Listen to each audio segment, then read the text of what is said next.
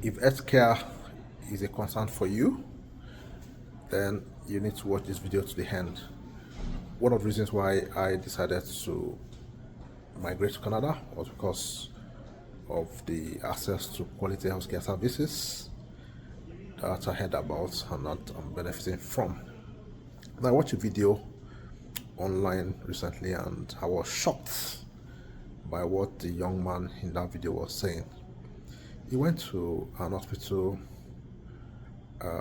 in Nigeria and they diagnosed that he had problem with one of his kidney and that they were going to remove one of the kidney. And at the end of the day, he was booked for surgery, and according to him, he was able to go to the restroom before the surgery. It was fine, at least, even though he had just one defective kidney. So he went in for the surgery, and he realized that after the surgery, days, months after the surgery, he couldn't go to the restroom anymore. And he kept asking the doctors, "Oh, what's happening? When will I be able to go back to the restroom and, you know, use the toilet the way I used to do before I came in for the surgery?" And they kept telling him that the kidney will peak. He should just hold on. Well, within a short while, after some days, after some months, and thereabout. The guy decided to go elsewhere to do an X-ray.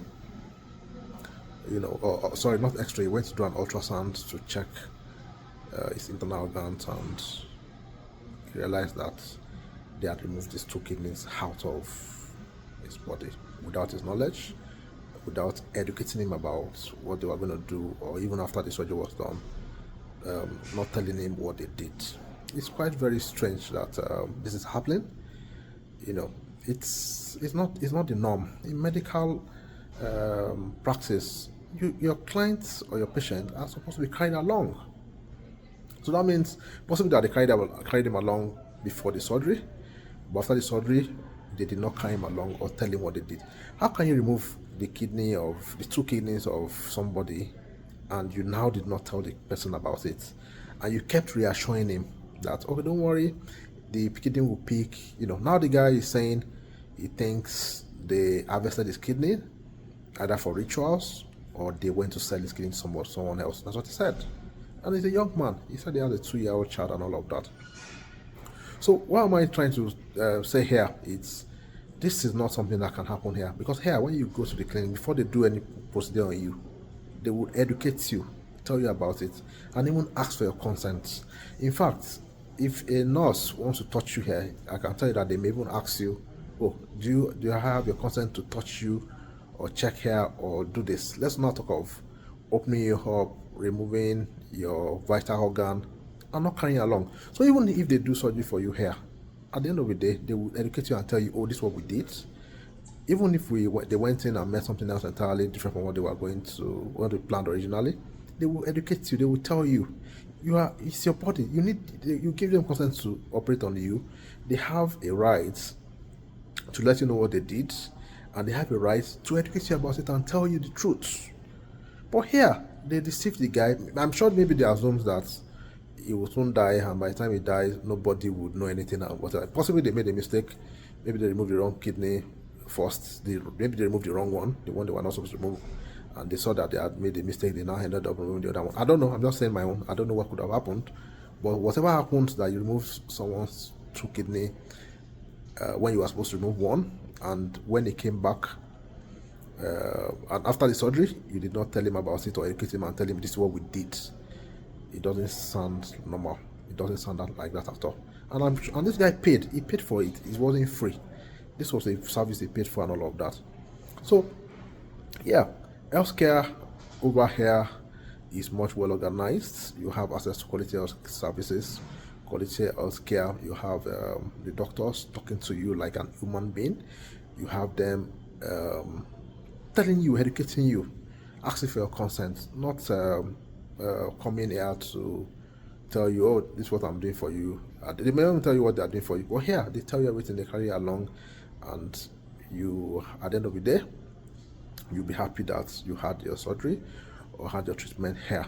So that's the difference between here and many other African countries or many other third world countries that you can't even say what they are doing or talk about what they are doing. The practice they do there is terrible. So one of the reasons why I said I decided to migrate was because of the quality healthcare services that I'm experiencing here. I wanted it, because one thing I've realized is many of us think we are wealthy, many of us think we are rich, but I tell you that you are just one healthcare crisis away from knowing whether you are really wealthy or not.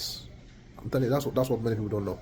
You just have one little health crisis, and you realize that you don't have anything.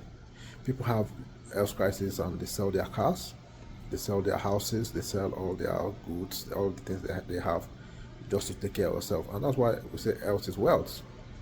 But when you even have the funds and you cannot be sure of the quality of the service you will get when you go to the hospitals, how do you move on with that? So you have the money, but you're not sure that you get the best care. I remember very well too that I lost a friend long time ago to carelessness of the doctors that operated on her. She was supposed to give birth to by elective CS was what she did. She was supposed to have twins, and she went for elective CS, and at the end of the day, she died during the protocol. Very sad. And at the end of the day, we found out it was the negligence of the doctor that carried out the surgery that caused her death. That's what we found out. At the end of the day, nothing happened. Everything is just swept under the carpet and she's gone.